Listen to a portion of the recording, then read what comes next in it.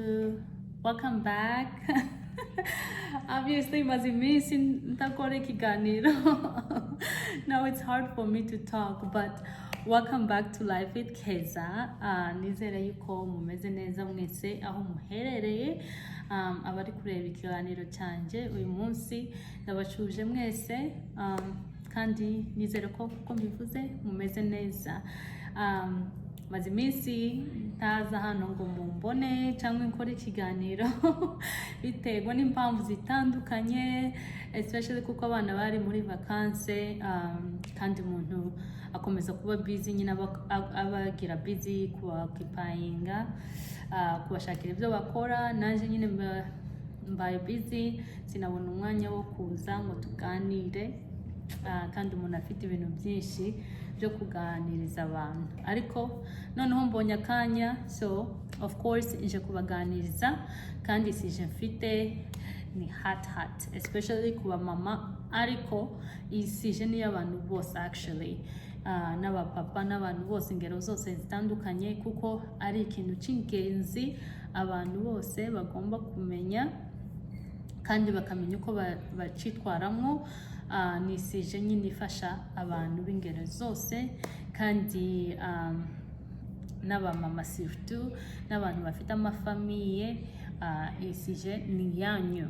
So rero you guys, nongeye kandi kubashimira abantu bakoze subscribe, abantu ba sharing video zanje, nyine ibiganiro zanje bakazisharinga ku status yabo, bakaziha n'abandi bantu. Biramfasha cyane, kandi it doesn't go unnoticed. Abantu benshi ndababona, kandi hari benshi banyandikira bamba courage, bambwira icyo bakunda ku biganiro n'ibintu banenga nyine byo gukosora. I really appreciate that too, kuko hari igihe umuntu akora ikintu azi yuko ari gukora ikintu cyiza, but kiga sounding bad, cyangwa kikaba ari ikintu nyine kidashimishije abandi bantu, ariko suggestion zanyu ziramfasha, kandi I appreciate you, ndabazirikana. Kandi mbasaba yuko mukomeza kunshigikira, mugakora subscribe, share and like my videos. Biranshimisha cyane. Kandi thank you to those who always randomly check on me, like maze iminsi ntakora ikiganiro bakambaza se byagenze gute, when is the next video, turagutegereje, like bimpa courage, like big time, you know. So thank you so much, I really appreciate everyone. Kuko mukomeza kumusupportinga, kandi naje nzakomeza mbaganirize mu byo nshoboye, mu byo nzi, ndazimba sharinga kugira ngo twese tugire ubumenyi kandi bidufashe. So uyu munsi ntabatindiye, sije nazanye ni sije iri very important.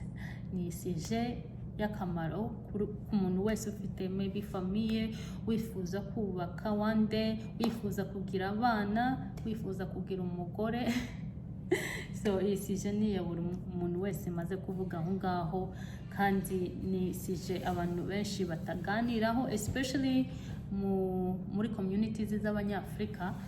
Right now nibwo mbona bitangiye kuba common, ariko before nta muntu wakundaga kubiganiraho. Ariko ubumenyi ni bwiza, kuko abantu benshi batangiye kubimenya, kandi batangiye kumenya akamaro ko kubisharinga, ko kubivugaho, kuko birafasha cyane.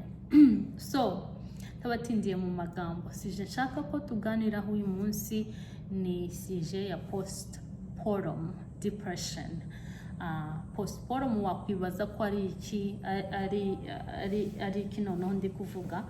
Postpartum depression ni depression abagore benshi bakunda kugira bamaze kubyara. So ntabwo ari buri mugore wese uyigira, ariko 80% y'abagore babyaye barayigira.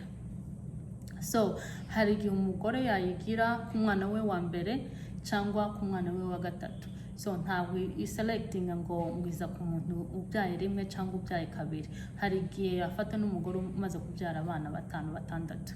So iyo postpartum rero iterwa n'iki? Hari ibintu byinshi bitandukanye bitera umumama umaze kubyara kwigira, ariko ndabasharinga namwe ibintu bike pe, like 2 or 3 reasons why abagore bagira postpartum depression. Hari ibintu bitandukanye kuko mbivuze, ariko buri muntu agira ikintu ciwe gituma experiencing your depression.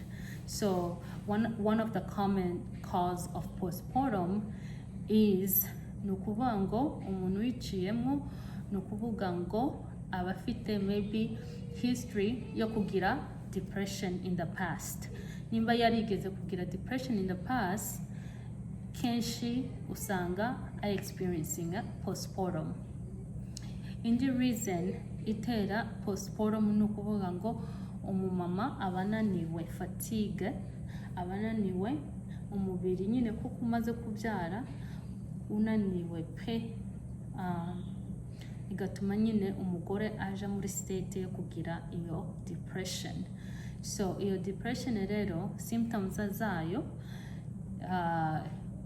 zizana no kuba unaniwe, ukumva nyine urananiwe, ukumva utari interested yo gukora n'ikintu na kimwe, ukumva nyine waryama n'umunsi wose. Kizindi depression nayo imeze nk'izindi.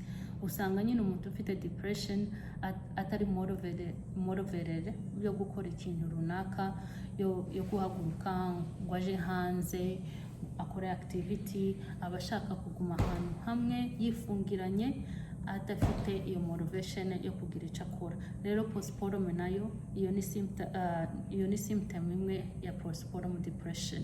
Wumva nyine ushaka gukomeza kuryama cyangwa imbaraga ntazo ufite, ariko birumvikana guys, kuko umaze kubyara ni processes iri very traumatic ku mubiri w'umuntu, kandi wibaza yuko hari abantu bamara 14 hours even more muri labor and delivery batarabyara, nyine bari muri processes, bari muri labor. So umubiri wananiwe, noneho bigatuma bitera n'ibindi bibazo.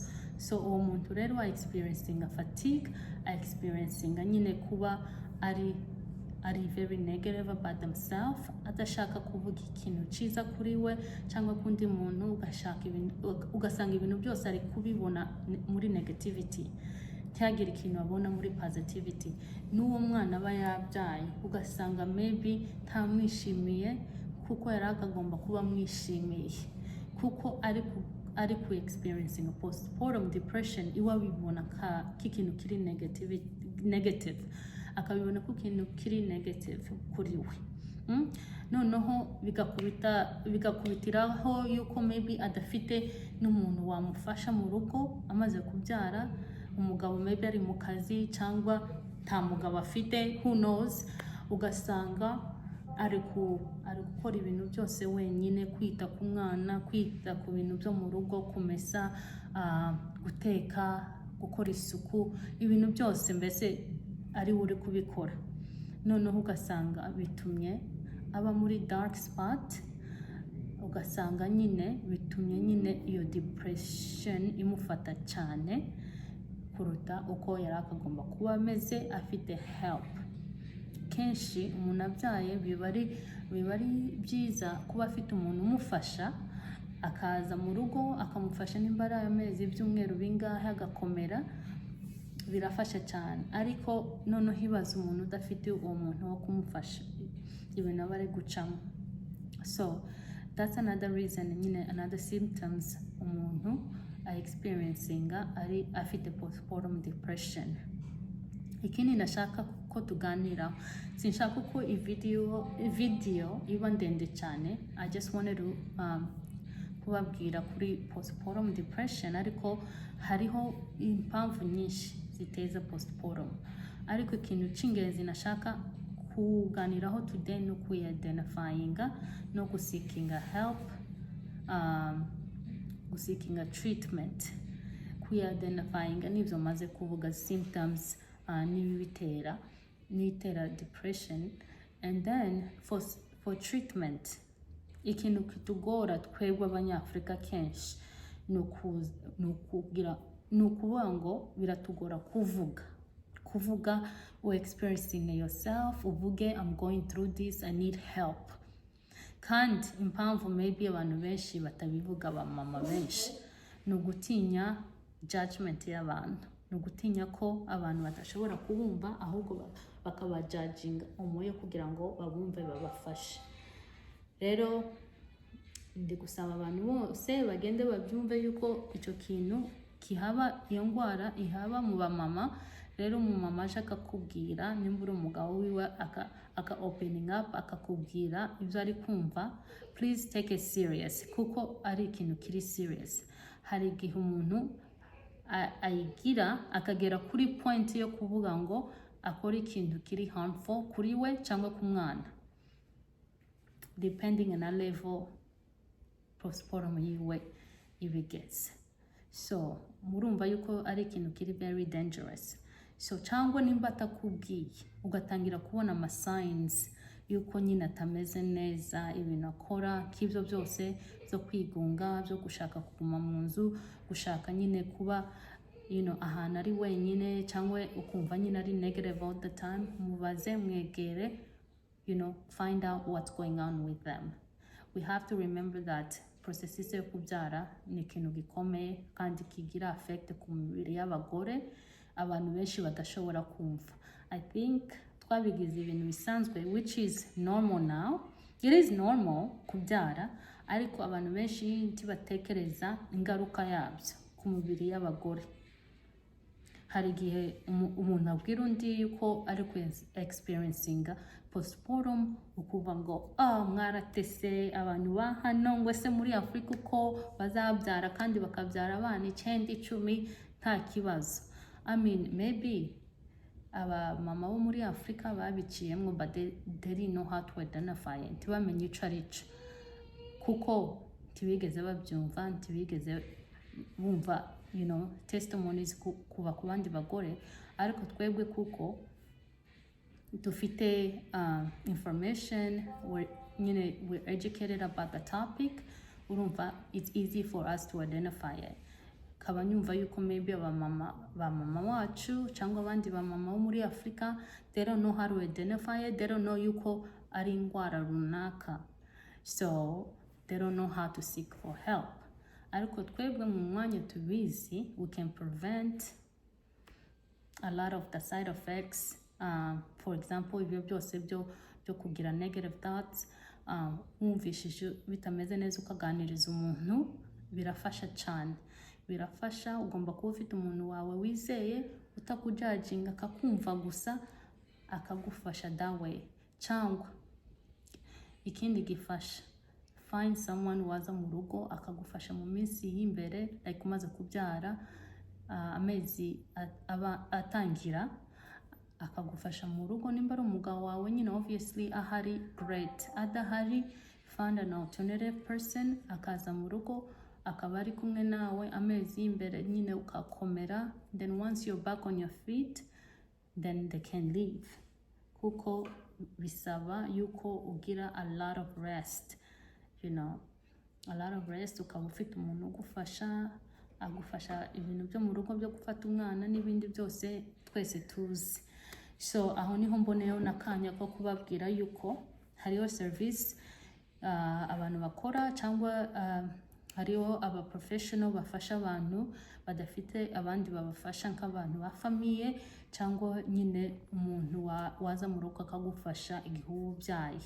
Iyo service rero bayita postpartum doula. Postpartum doula ni umuntu rero, umuntu uza mu rugo akagufasha umwana, akagufasha ibindi bintu by'ingenzi, kukueducating, especially first time mom, akakueducating ukuntu ko gufasha uko gufata umwana, ukuntu ko gukora ibintu bitandukanye, nyine bya bindi by'ingenzi tuzi twese umuntu ufite uruhinja. Uwo muntu arakufasha pe, akaguheza ama resources, ushaka ama resources runaka niwe ubwira, akakudirecting the right direction kugira ngo ubone all the help you need. Kuko biri very crucial igihe umuntu amaze kubyara, kuba afite enough information yo kurera uwo mwana cyangwa kumenya gufata uwo mwana iminsi y'imbere. So postpartum doula araza mu rugo akagufasha ibyo byose, nyine ni ibintu by'ama appointment akabigufashamo, ibintu byo mu rugo bisanzwe bito na bito.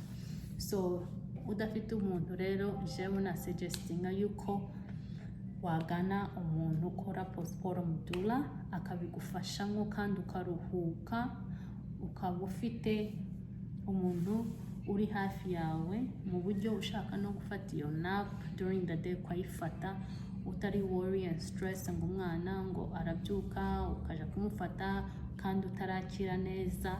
Uwo muntu aba ari umuntu wawe wa hiring kugira ngo agufashe muri iyo minsi. So ku bantu batayizi kizo information nashaka gusharinga, obviously nyine hariho more information ariko nashaka kubigira nyine short kugira ngo simbatindire, ariko icyo nzi nuko nashaka kuza gusharinga na experience yanje kuko ibyo bintu birahaba kabisa, kandi jewe nanje narabisuzuguye kuko ntigeze numva like abantu nzi babiciyemo. Noneho nanje bingezeho I was lost, I didn't know aho naca kugira ngo I seek for help. So ugasanga ndi kudealinga nabyo by myself, but thankfully jewe ndi umuntu nyine ngize ikibazo I like to confide mu muntu nizeye, kamuganiriza akampa advice, noneho bikamfasha cyane. Noneho ku muntu utafite nk'uwo muntu, just imagine what they go through. So nanje icyo na suggesting hano, nimba ufite umuntu wizeye and you're going through postpartum depression, mwegere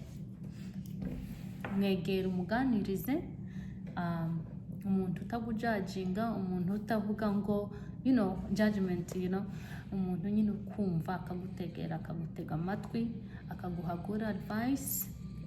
And another thing is I can suggest uri guca muri ibyo bibazo bimeze gutyo, pray a lot, because gusenga birafasha nabyo cyane birafasha cyane. I don't know how to express that, ariko icyangombwa ni ugushaka umuntu wawe wa hafi wizeye ukazumuganiriza, n'ikindi no gushaka uwo muntu wo kuza mu rugo akagufasha. Nimba ari mama wawe umufite fine, nimba ari mother in law, sister in law, bishobotse. Ariko ndabizi ko hano twese we struggle with like babysitting cyangwa umuntu uza kudufasha. Ntabwo tumeze ko muri Afrika baba bafite abakozi, maybe that's why tutabyumva cyane muri Afrika, ariko hano ndabizi yuko postpartum depression abagore benshi ba experiencing. So rero ushaka umuntu wa hafi wawe ugufasha, ukamuganiriza akagufasha muri ibyo bintu byose twavuze, biraza kugufasha cyane, kandi speak out if you're going through something like that. Don't hold it inside. Icyo nicyo cica abantu benshi, kutamenya ku expressinga, ku communicatinga ikibazo bafite. Kandi si ukuvuga ngo if you reach out wabaye weak. It's not weak, you're just seeking for help. It's your right to seek for help for your health, If you don't do that, maybe bigateza ibindi bibazo, urumva aba ari amakosa yawe. So if you feel something like that, don't hesitate to seek for help, either through your family members, your husband, umuntu wizeye wese. Don't feel judged, because a lot of us go through postpartum without knowing. Noneho ugasanga ukoze bad stuff, maybe utifuza yuko wari kubikora, ariko kubera utazi how to handle it, ukakora ikintu nyine ikintu regret. This is how you know I'm a mom. They don't care what abana, they don't care what you're doing. But yes, that's all I wanted to actually come out here and just share with you guys. Please don't feel ashamed. You're sharing what you're going through.